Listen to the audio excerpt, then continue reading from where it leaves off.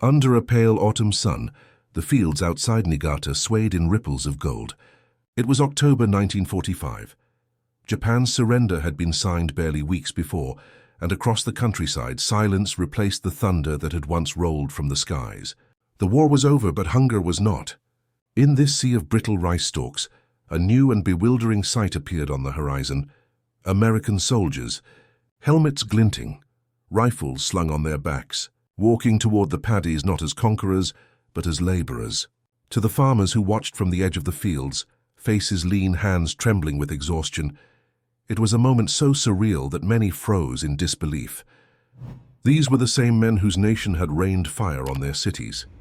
Now they stood ankle-deep in Japanese mud, bending beside them, cutting rice. The shock ran deeper than any single moment could convey. In the months after surrender, rural Japan was collapsing under its own weight. Supply lines were shattered, railways lay in ruin. With millions of soldiers returning home and industry halted, the countryside became the lifeline of a starving nation. Yet even that lifeline was fraying.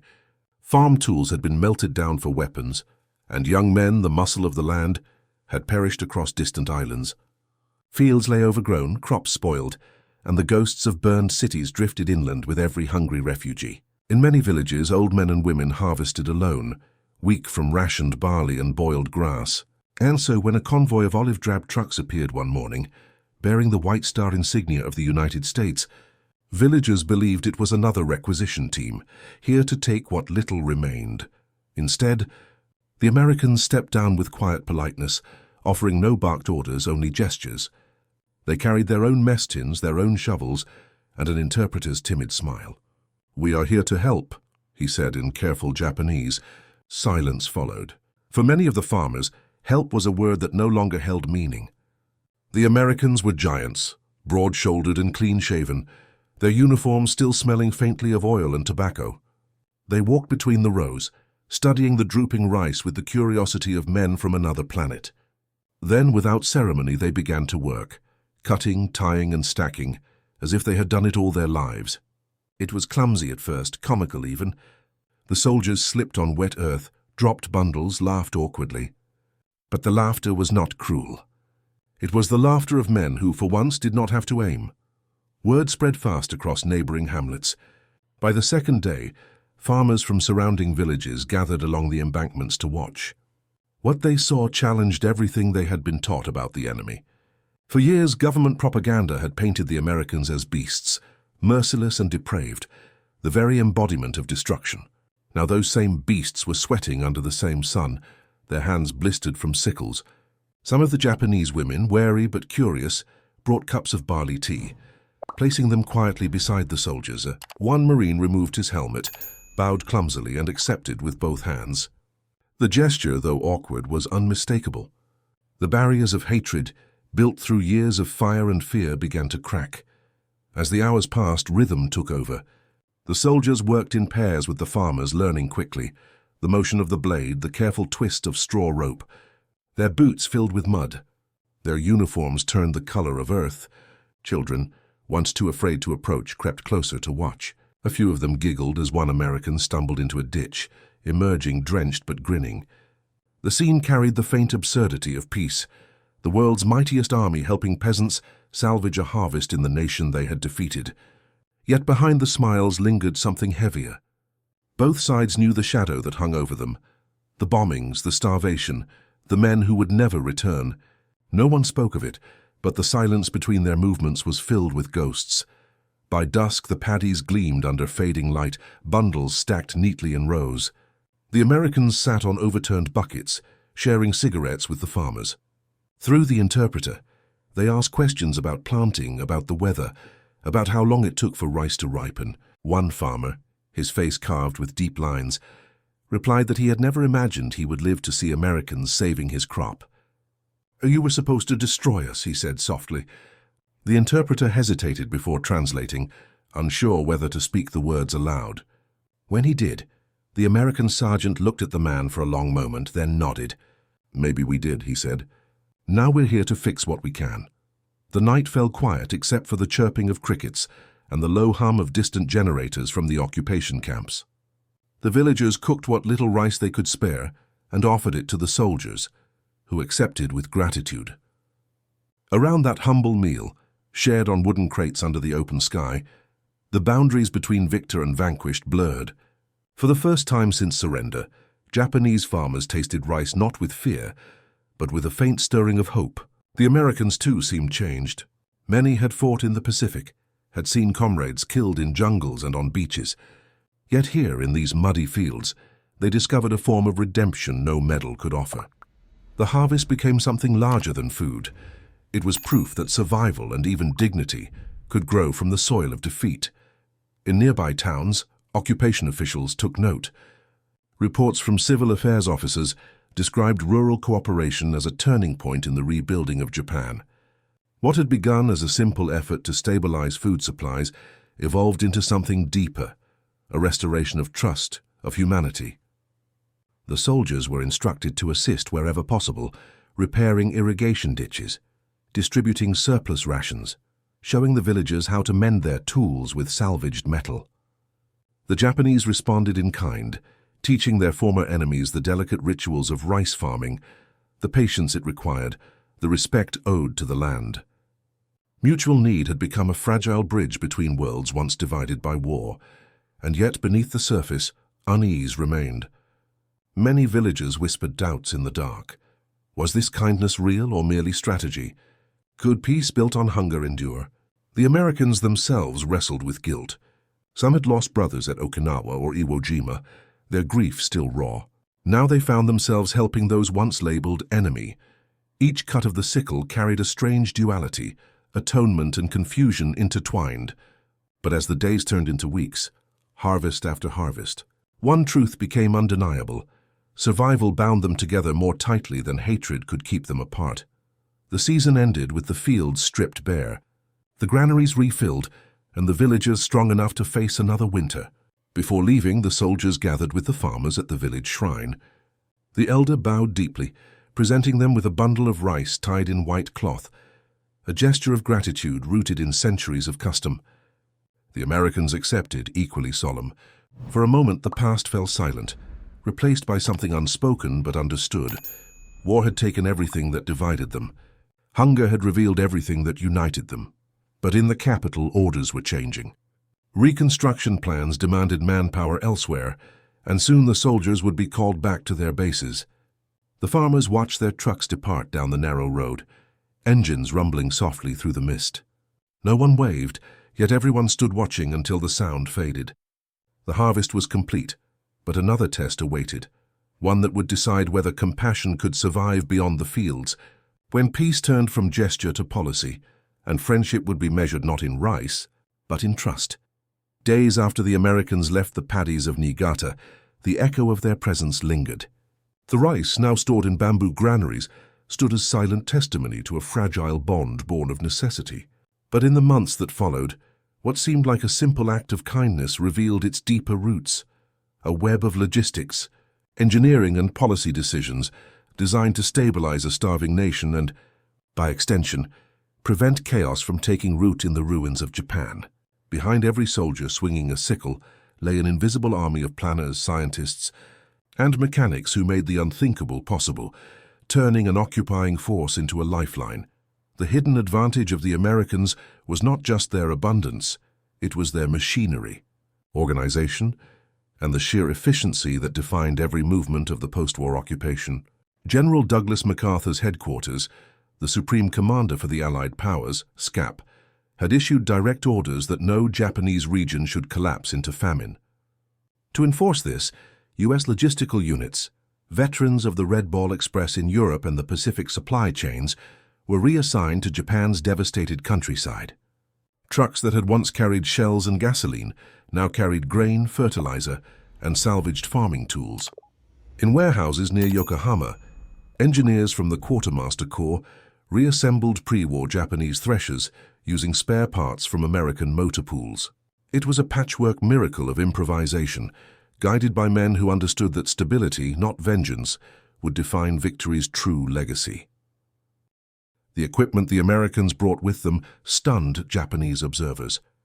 Portable rice hullers, small gasoline engines, and makeshift irrigation pumps appeared in villages that had never seen such devices.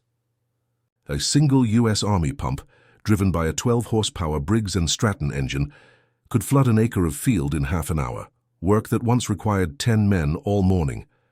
Engineers from the 8th Army's Agricultural Division kept meticulous logs of output and efficiency. Local farmers, who had harvested the same way for centuries, watched in awe as muddy paddies turned fertile again under the drone of American machinery. Japanese agricultural. Officers who visited the sites later recorded that these early demonstrations accelerated the modernization of Japan's farming techniques more than any domestic policy could have. Occupation Agriculture Bureau Report, 1946. At the heart of this transformation were the engineers and technicians who had once been soldiers themselves. Sergeant Harold Kimball, a mechanical expert from Ohio, devised a way to modify Jeep alternators into portable threshing motors. Corporal William Red Dawson designed a simple bamboo conveyor for drying rice faster under damp conditions. Their makeshift designs, shared freely with the villagers, spread by word of mouth across prefectures. The Americans documented every field trial with photographs and notes, leaving behind blueprints written in both English and Japanese. For the farmers who had spent years under wartime deprivation, these machines were not just tools. They were glimpses of a world rebuilt on ingenuity rather than destruction. Yet the true measure of American advantage was not steel or fuel, but logistics. The same systems that had supplied millions of men across oceans were now redirected to feed the defeated. Navy landing ships, once used for invasions, were repurposed to deliver rice from the south to the north. In a single month, Operation Blacklist Shipping moved over 100,000 tons of food along Japan's coasts. U.S. Occupation Logistics Summary, 1945. The Japanese bureaucracy, paralyzed by the war's end, struggled to comprehend the scale. Where once Tokyo's ministries had been driven by ideology, ESCAP's teams were driven by checklists, timetables, and efficiency charts. Every crate unloaded was tallied, every route mapped. The Japanese saw in this machine-like precision a kind of order they could neither match nor ignore. American soldiers, many of them farm boys from Kansas or Iowa, became unlikely instructors. They demonstrated crop rotation and soil management, speaking through translators or gestures. Some introduced chemical fertilizers carried from army depots, ammonium sulfate and superphosphate, byproducts of war industry now feeding life instead of fueling death. The villagers' skepticism turned to fascination as yields rose. One elderly farmer remarked to a Japanese journalist that he had seen the Americans fight with machines, and now they farm with them. That sentiment captured the heart of the paradox. The same industrial might that had burned cities was now rebuilding the soil beneath them. Not all encounters were harmonious. Some Japanese farmers resented the presence of foreign troops, seeing the work as humiliation. Propaganda scars ran deep. Rumors spread that the Americans were taking rice for themselves, that the help was only temporary before another wave of requisitions. But those fears slowly dissolved when the grain stayed in local storehouses, and the soldiers returned each season without demands. In letters home, many GIs wrote about the surreal joy of planting rather than destroying. One noted, "It's strange, cutting rice where once we cut men down." That sentence, scribbled in a field journal, captured the quiet redemption shared by thousands who had lived too long in the language of war. The Japanese government soon took notice of the Americans' agricultural efficiency. Under SCAP supervision, Japanese engineers began designing their own small-scale mechanized tools modeled after the American equipment. A prototype built at the Hitachi plant in late 1946 copied the American portable huller design almost exactly, but powered by recycled aircraft engines. It marked the rebirth of Japanese industry, not in weapons but in agriculture. In less than a year, small factories began producing hybrid machines for domestic use, a direct legacy of the collaboration in those muddy fields. Economic historians later noted that these early adaptations laid the foundation for Japan's agricultural boom in the 1950s. Japanese Economic Reconstruction Records, 1953. The cooperation extended beyond machines. In regions devastated by floods, American engineers helped rebuild irrigation canals using Bailey Bridge sections from Army stockpiles. Japanese masons, in turn, taught them the ancient techniques of stonework, creating hybrid structures that lasted decades. The sight of U.S. military bulldozers clearing channels beside farmers in straw hats became an emblem of Japan's rebirth. Even the language of occupation changed. What had begun as requisition and supervision evolved into assistance and exchange. To the American command, these small gestures mattered more than speeches. Every bag of rice shared, every acre restored, chipped away at the resentment that could have festered into rebellion. In one memorable episode near Nagano, an American agricultural detachment joined local families to save a harvest threatened by early frost. They brought portable heaters, fashioned from oil drums, and spent the night keeping the fields warm enough to prevent ruin. When dawn broke, the frost line had stopped just short of the paddies. The farmers wept openly, bowing to the soldiers who stood awkwardly, unsure how to respond.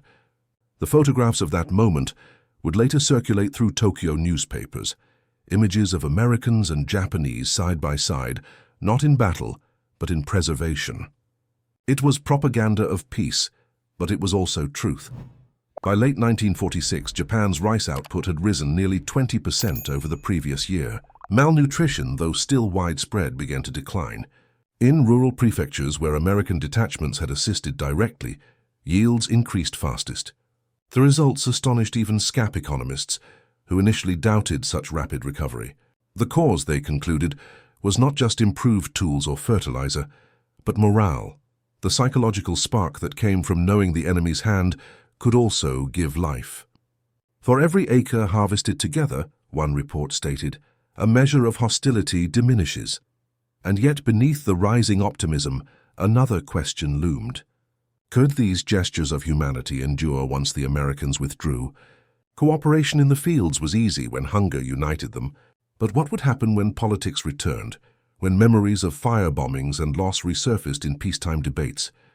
The next phase of occupation would test whether compassion born in the mud could withstand the machinery of governance, and whether Japan's transformation would remain rooted in gratitude or drift into resentment once again.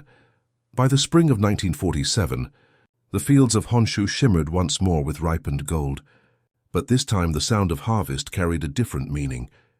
The roar of American engines no longer startled the villagers, it harmonized with the rhythm of their own labor. For Japan, this was not merely a return to sustenance but a psychological crossing, a redefinition of what defeat could mean. The occupation's agricultural efforts had done more than feed stomachs. They had begun to rebuild a nation's soul, one stalk at a time. The strategic impact of that transformation reached far beyond the paddies. MacArthur's staff understood that stability in rural Japan was the foundation of national recovery. The memory of Europe's post-war famines haunted them. If the countryside starved, the cities would riot. If the cities rioted, the Soviet influence waiting just beyond the horizon could seep in. Thus, feeding Japan became not just a humanitarian effort, but a front in the new war, the ideological one. American planners called it food diplomacy. Japanese newspapers, more poetically, called it the rice peace. Both were correct. Grain shipments were as vital to occupation policy as any tank division or carrier group had been just 2 years before. The psychological effect on both sides was profound. For the Japanese farmers, the Americans' presence blurred the lines between conqueror and savior. The GIs' laughter in the fields, their crude attempts at Japanese phrases, their willingness to sweat in the same mud, all eroded the propaganda image that had once depicted them as monsters. For many, it was their first time seeing the enemy's humanity up close. Women who had hidden during the early months of occupation began returning to markets, trading openly with soldiers. Children followed convoys hoping for candy or chewing gum, tokens that became symbols of a gentler power.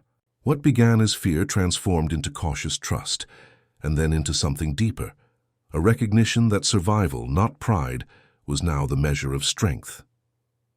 For the Americans, too, the shift was transformative. Many soldiers confessed that they had expected hatred or sabotage, not gratitude. Letters from home had painted Japan as alien, fanatical, irredeemable. Yet here they were, welcomed into homes, offered tea, asked about their families. A young lieutenant from Minnesota wrote that the Japanese seemed relieved that we were ordinary men. not gods of vengeance. That emotional exchange, unrecorded in any treaty, did more to stabilize the occupation than any policy directive. The US command quietly observed that incidents of violence between troops and civilians dropped sharply in areas where agricultural collaboration had taken place. Trust, once established, proved to be the cheapest and most effective weapon of all. In the larger scope of strategy, the agricultural reconstruction became a model for post-war recovery worldwide. American engineers adapted the methods refined in Japan, rapid mobilization, of surplus military logistics for civilian aid into later operations in Korea and eventually Europe under the Marshall Plan. Trucks once used in Niigata carried wheat in Bremen. The same portable irrigation units were seen in Korean valleys a few years later. The American doctrine of engineered peace was born not in a conference room, but in the muddy fields of a defeated nation. Historians would later trace the roots of modern humanitarian logistics to these quiet months, when soldiers learned to measure success not by enemy dead, but by acres saved. On the Japanese side, the experience reshaped agricultural policy for decades. Former village elders who had worked with the Americans became leaders in rural cooperatives, championing mechanization and crop diversification. By 1950, Japan had imported hundreds of American tractors under SCAP-approved programs, and domestic production of small engines had surged.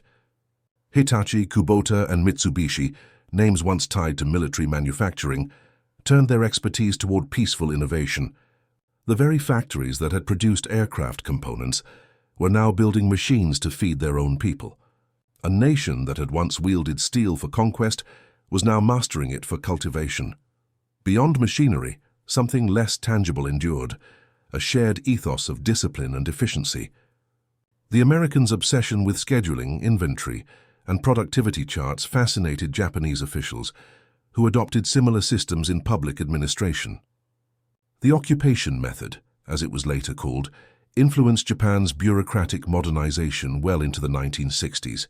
It was not a matter of imitation, but of transformation. The Japanese absorbed the lessons of their conquerors, refined them, and eventually surpassed them. The cooperative spirit born from shared hardship became the foundation of Japan's post-war miracle. But the memory of that first harvest remained the emotional core of the story. Veterans of both nations recalled it decades later in interviews and memoirs. A farmer from Shizuoka remembered how an American sergeant had refused extra rice rations, insisting they stay with the villagers. He said he had eaten enough in his life, the man told a journalist. I realized then that America's strength was not just its weapons, it was its heart. For that farmer, the war truly ended the moment he saw compassion replace command. The sergeant, interviewed years later, said simply, "We were tired of breaking things. It felt good to build again." The legacy of those days spread quietly through culture. Japanese filmmakers of the 1950s began depicting American soldiers not as invaders, but as complex figures, flawed, human, sometimes kind. Poems were written about the harvest of peace, and school textbooks described the occupation as a period of painful learning rather than humiliation. The narrative shifted from defeat to rebirth, from shame to resilience. This psychological metamorphosis helped Japan emerge not as a vassal of the United States, but as its partner. Cooperation in the fields had become the seed of alliance in the decades to come. By the time the last American convoys departed the countryside in 1952, their tracks had already faded beneath new grass. Children born during the harvest years were now entering school, growing up in a nation where the word enemy had lost its edge. The old farmers still remembered, though.